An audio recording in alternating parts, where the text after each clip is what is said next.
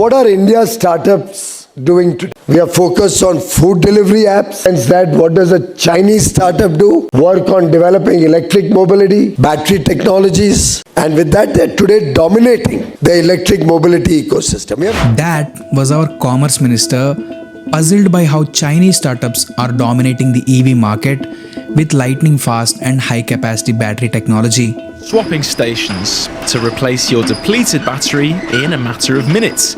While Indian grocery apps are racing to deliver in less time than it takes to make Maggie.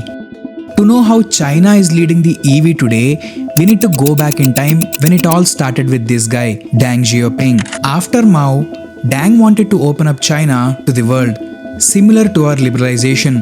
During 1980s, China's car manufacturing was virtually negligible, with number of cars produced in the year being less than 6,000. So in order to kickstart China's car industry, he invited foreign car companies to form partnership with the government-owned car companies, so that China will learn how to make cars from the experienced foreign car companies, and the foreign companies will get easier access to China's car market. So it was a win-win situation for both the parties, as Chinese will learn everything from the foreign car companies on how to build a car, from designing models, manufacturing processes, quality control, management skills, and most importantly, get access to the very sophisticated foreign R&D. And the foreign companies cannot be any happier, as China's market will become more open and profitable for them. So foreign car companies jumped right in.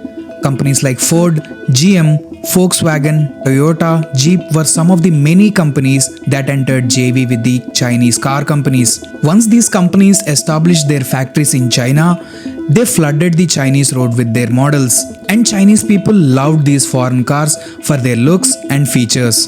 Because of this, the Chinese market boomed through the 90s, increased exponentially in the 2010s, making China the largest car market, surpassing America. So China went from producing less than 6,000 cars in 1983 to producing 1.7 crore cars in 2010. In just over 2 decades, China has multifolded its manufacturing capabilities with more than 40 foreign car factories, many with multiple production lines and facilities across China. So, did the JV really boost the China's domestic car industry? Did China achieve the goal it has set over 20 years ago? Well, not really. You see, the main objective of JV was to make Chinese car companies self-sufficient. That means China should be able to design their own high-standard cars which can compete with powerful, fuel-efficient, environmental-friendly foreign cars. That basically did not happen because more than 80% of the cars on the Chinese roads were foreign cars. So what went wrong with the initiative? Firstly, for over 2 decades, foreign companies did not share anything useful to the Chinese manufacturers. Almost all the research was done out of China. Companies shared very limited knowledge with the Chinese companies, just enough to keep the manufacturing going, but not enough to build the car. Models launched in China were outdated. Almost none of them received any upgrades. Foreign companies ensured not to leak any technology to the Chinese companies, maintaining a tight control for over 2 decades. Because of this, all Chinese car companies can do was to deconstruct the foreign cars, re-engineer them, and make fake cars that look like foreign cars. This led to the Chinese cars being perceived as low-quality products, even by the Chinese population. When Chinese government realized that the knowledge transfer that they expected to receive from the foreign car companies did not happen, and Chinese cars could not catch up to the quality of foreign cars, that frustrated the Chinese policymakers. So, if the JV with the foreign car companies was a failure, and if the Chinese companies could not build a decent car, how did they surpass everyone in the EV? You see, when the Chinese policymakers were frustrated, they realized a couple of things. Firstly, Chinese realized when a country builds a technology with years of research, countless trials and errors, they will not share it with anyone. They will protect their technology with the highest regard. And no foreign company will give them their technology. So they realized the best way to acquire any technology is to create your own and not expect others to hand it over to you. Secondly, when China could not bridge the gap with the foreign cars in the internal combustion engine, they needed someone special to lead them. Enter Wang Gang. Won was a university professor with PhD in mechanical engineering and an ex-Audi executive. In the early 2000s, he proposed that China is running a race it cannot win. Instead, he believed China should drop out of the race with the foreign car companies in the internal combustion engine and leap directly into new energy vehicles. His rationale was simple. He believed China could not beat the foreign companies in traditional engines, but as EVs were a blank slate, and he believed China can lead EV from the front. But the Chinese policymakers were not convinced. They believed that it is too early to give up on the internal combustion engine. But when they realized Won's vision, he was made the head of 863 program's electric initiative.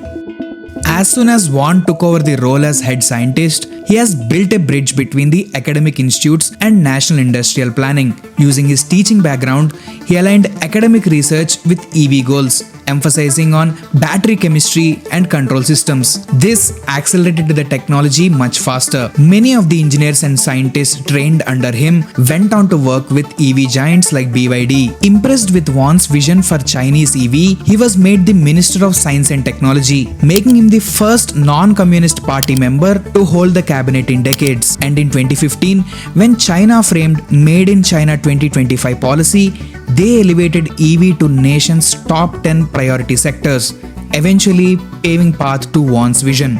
And his very own vision of China's EV is what the whole world is calling now as China's leapfrog strategy. When Won took over as the Minister of Science and Technology, firstly, he subsidized the electric vehicles for both sellers and buyers, making it a more viable alternative to existing foreign fuel cars. Chinese government has spent an estimate of over $40 billion on subsidies in 2023 alone, totaling to a $330 billion in over last 15 years. Secondly, to develop the ecosystem of EV, he mandated all the government fleet like public buses and taxis to be electric. This has ensured a guaranteed demand for the EV manufacturers. BYD is the undisputed winner from this policy. BYD supplied entire bus fleet of Shenzhen and became the world's largest e-bus maker. It also expanded globally, supplying buses to Japan, UK and India. Under Won, China has built the world's largest EV infrastructure with over 6 million charging points.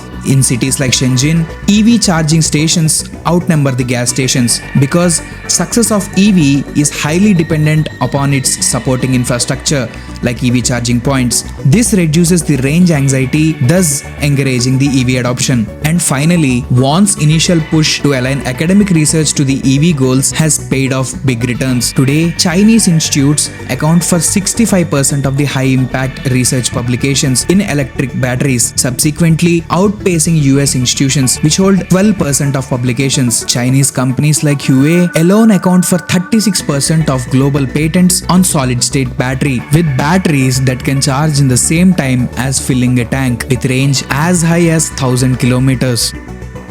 All of this have made China a world leader in EV, making others who once laughed at Chinese car companies run for their money. In just over 2 decades, China has converted its combustion engine dependency into EV domination. You see, China as a country has immensely supported its EV ecosystem, creating favorable conditions for their EV startups to thrive. China has learned not to be dependent on others to show them the way, rather create your own path to success. This very mindset of innovation has creeped into other sectors as well, silently contributing to their success in AI, semiconductors, and many other deep technologies. So for anyone who is wondering how Chinese startups are able to do what they are doing, I guess we know the answer now.